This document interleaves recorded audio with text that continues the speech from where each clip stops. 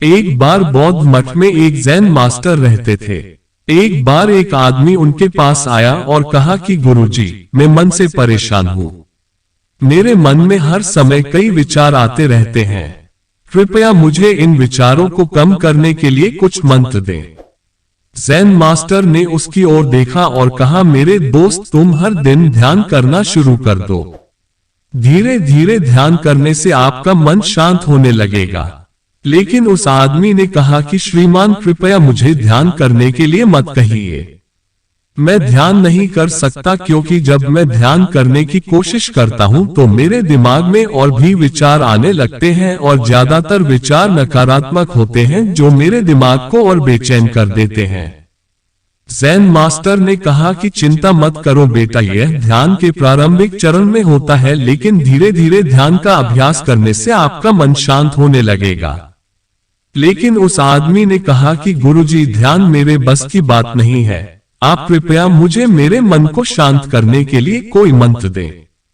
Jain master ने देखा कि यह आदमी इस तरह से समझने वाला नहीं है, तो उसने कहा, ठीक है, अगर आप जिद करते हैं तो मैं आपको एक मंत्र देता हूं जो आपके दिमाग को शांत कर सकता है। फिर मास्टर ने उसके कान में एक मंत्र फुसफुसाया और कहा कि आपको इस मंत्र को बैठकर जाप करना होगा, अकेले, हर दिन। वह आदमी बहुत खुश हुआ और बोला, धन्यवाद गुरुजी, मैं इस मंत्र का प्रतिदिन जाप अवश्य करूंगा। जैसे ही वह जाने के लिए वापस मुड़ने वाला था, जैन मास्टर ने कहा, लेकिन एक बात याद रखें कि इस मंत्र का जाप करते समय बंदर के बारे में न सोचे, अन्यथा मंत्र अप्रभावी हो जाएगा। उस आदमी ने कहा, गुरुजी, मैं बंदर के बारे में क्यों सोचूंगा? मैंने अपने पूरे जीवन में कभी बंदर के बारे में नहीं सोचा। आप इसकी चिंता न करें। और वह वहां से चला गया। वह आदमी खुशी खुशी घर वापस आया और मंत्र जपने बैठ गया। जैसे ही उसने मंत्र का जाप करना शुरू किया, उसे जैन मास्टर के शब्द याद आए कि जब आप इस मंत्र का जाप करें तो बंदर के बारे में न सोचें।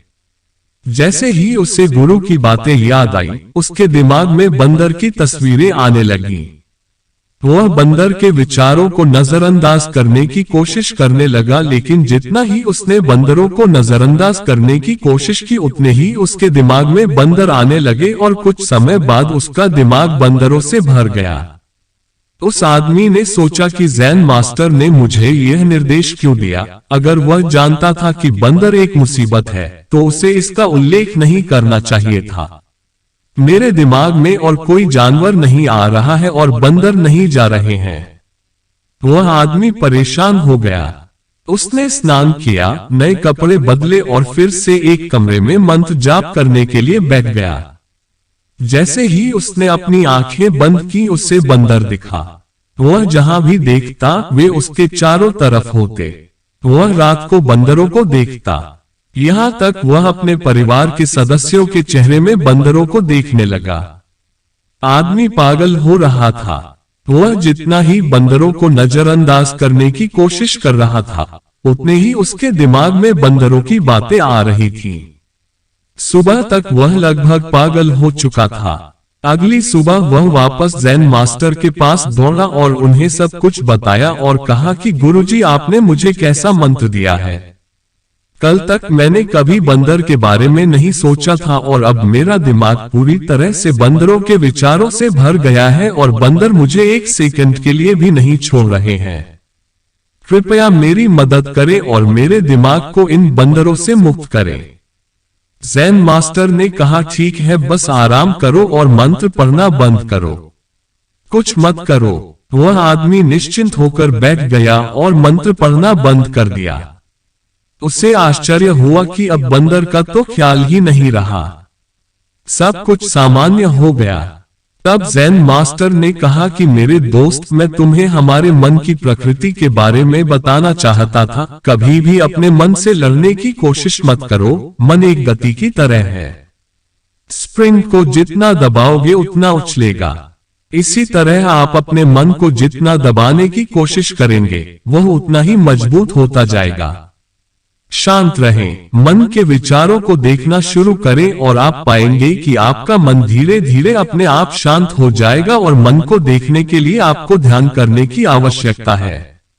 अगर हम अपने जीवन में देखें तो पाएंगे कि हमारा मन एक बंदर की तरह है जो हर समय बेमतलब इधर उधर उछलता कूदता रहता है।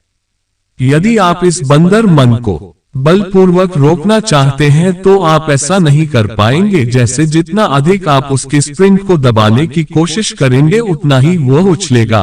इसी प्रकार आप जितना अपने मन के विचारों को रोकने की कोशिश करेंगे वे विचार उतने ही अधिक बढ़ते जाएंगे।